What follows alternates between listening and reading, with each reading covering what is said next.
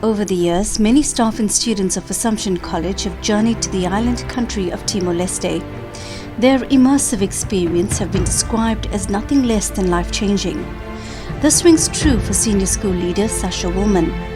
He participated in a teacher exchange program in Timor Leste in 2024. He documented his experiences in a journal, and in this series, he shares extracts of that journal with us.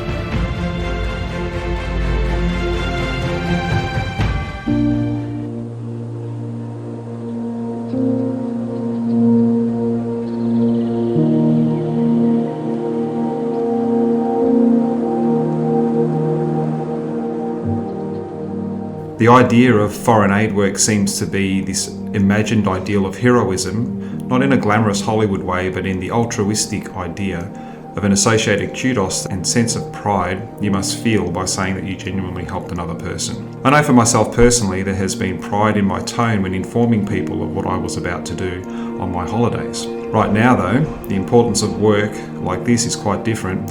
It's not at all heroic, but it is actually quite daunting. The first day, it was a celebration of the fact that our suitcases finally arrived, although quite damaged. When you arrive in Timor, it is definitely an assault on the senses, but when you have the opportunity to have a warm shower, have aircon and see the coast, you can settle in quite comfortably. The other thing that was really striking was the street vendors. I've seen street vendors before, but nothing like this. Live chickens on sticks for eating and fighting, rows of coconuts, fish, vegetables, honey, skewers and mystery liquids. The most amazing one was seeing a man on a large pile of rocks just breaking them into smaller piles of rocks by hand. For those that have been to Southeast Asia, you will be no strangers to the traffic. Here, road rules are merely a suggestion. My new imagery for Southeast Asia and Timor, though, was minivans, which are called microlettes, that fit around 10 people painted in every theme you can imagine, and scooters, small motorcycles with anywhere between 1 to 5 people on them, particularly children who are obviously trained early on to hold on for dear life. Koalas have nothing on these kids.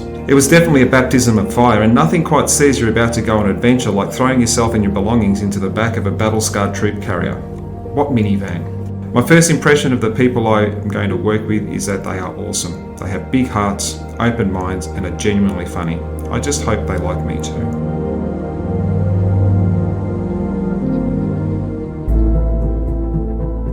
Meeting the students was just the tonic for my fears of inadequacy for such a task. Devi and Eki are lovely and just want to be better at English and are thankful for the opportunity.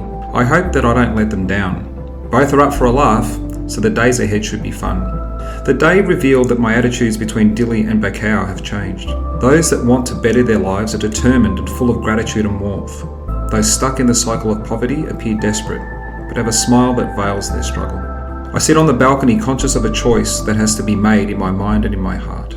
I can either focus on the challenges of waste, poor education, sanitation, feral animals, and poorly organised systems and bureaucracies, or I can focus on the simple joy of listening to the neighbour playing the guitar and the smiles and greetings of the primary school students as we walk home. It's just like home in that sense. How do you choose to see the world and live your life? I have 2 wonderful young women, hoping I can help them towards a happier life. The choice is made.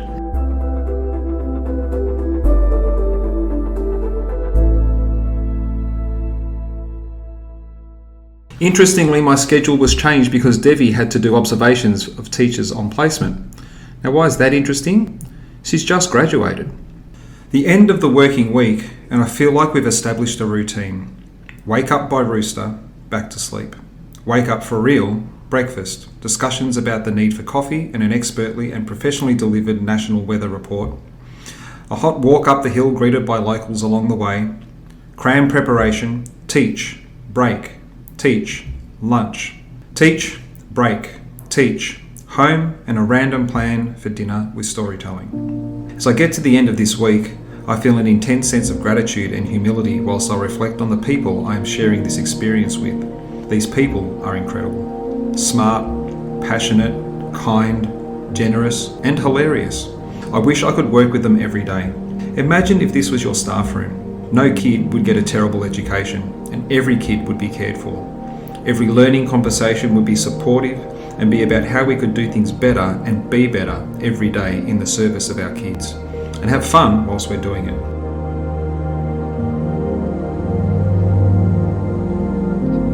Are you Today started with a visit to a preschool with the Our Lady of the Sacred Heart kids. We watched as the teacher played games with the kids. Very cute. However, my highlights were the naughty kid who kept smiling at me upon entry, only to be dragged up by the ear to participate in one of the games, where he was promptly the first one to get it wrong. The student who was chewing on the desk, only to have another kid move the desk. He was not happy. And the high-pitched unison responses of the kids to every teacher command. These kids just love being at school.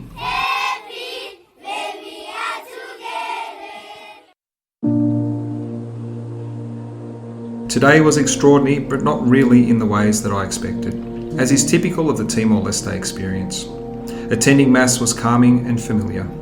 The walk-in felt magnetic, and we are greeted by the first hymn ringing through the streets. There is a comfortable rhythm to the service, and a sense of community is palpable.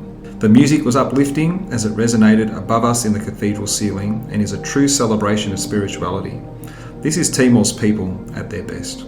The spirituality of the Mass was in stark contradiction to our next experience at the Newtown markets. We caught our first microlette, Monster Lime Green energy drink themed. Talk about confronting.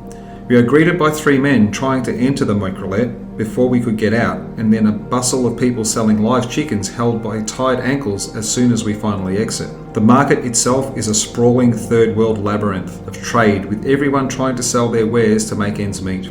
A kaleidoscope of colour and a cacophony of noise, we stood out like the proverbial.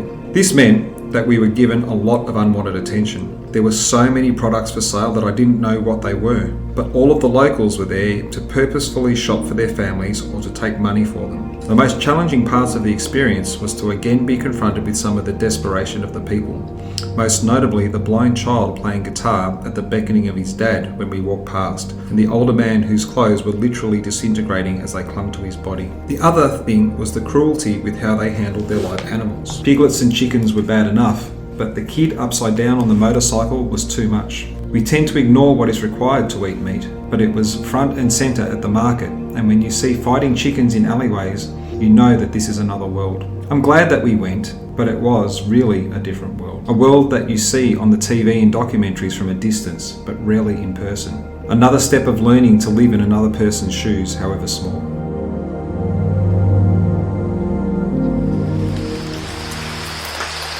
Today's reflection is about water. Having seen rain and then seeing the people of Baucau wash in the streams and waterfalls created, and looking at how industrious they are in making things work. I'm also constantly surprised at how young this population is and the importance of their education. So many children thirsting for an education. And just as well, this generation will rebuild a country, and they need a purpose that is not generated from the internet or social media. This morning we were treated to a tropical rainstorm. We all paused and marvelled as the torrents of water cascaded off the roof, then a thick mist rolled in, and it was all very tropical. The cooling effect was refreshing. The anticipation of the afternoon humidity was not.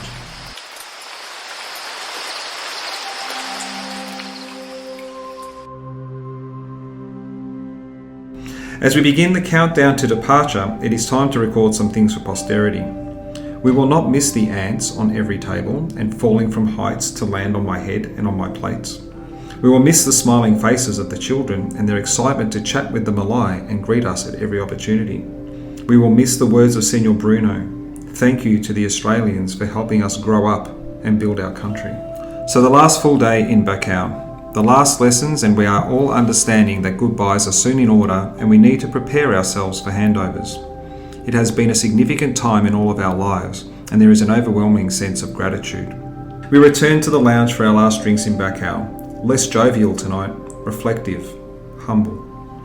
We discuss future plans for the trip and are joined by Brother Greg. We get some more information on the schools and Marist Brothers formation.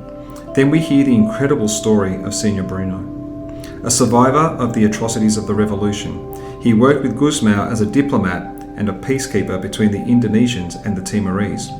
He used the guest house to house diplomats and soldiers from both sides, delicately keeping them separate by placing them on different floors. So dangerous, so brave. No wonder he is so invested in this country.